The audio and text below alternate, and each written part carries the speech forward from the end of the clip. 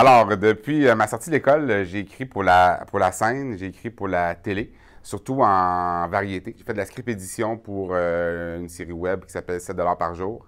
J'ai dérivé vers de la mise en scène. Donc, j'ai travaillé en télévision, en web, beaucoup aussi, et puis en publicité radio. J'ai fait un peu de radio, j'ai fait de la scène, j'ai écrit pour la télé principalement, télé-humour, télé-jeunesse. Je pense que la plupart des auteurs rentrent à l'école de l'humour en se disant qu'ils vont écrire pour la scène ou pour des humoristes.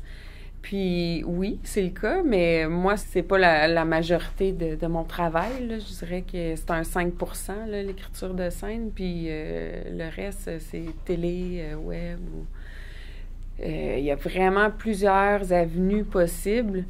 C'est sûr que les projets les plus marquants, ce serait Les Parents, sur la série sur laquelle j'ai écrit pendant 6 ans.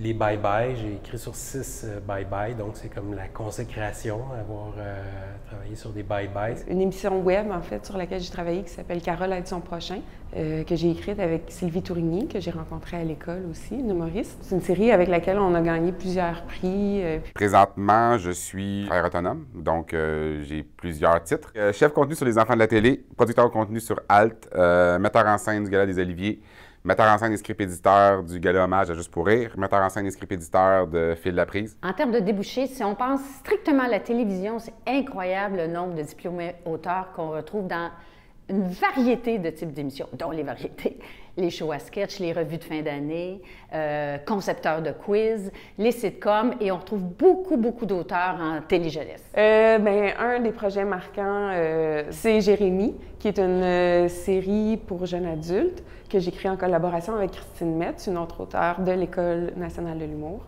Des belles rencontres qui ont donné lieu à des beaux projets. Ça arrive souvent sur différents projets que je recroise des diplômés sur MED, sur Les Détestables. Je travaille presque exclusivement avec des humoristes ou des auteurs qui ont passé par l'école.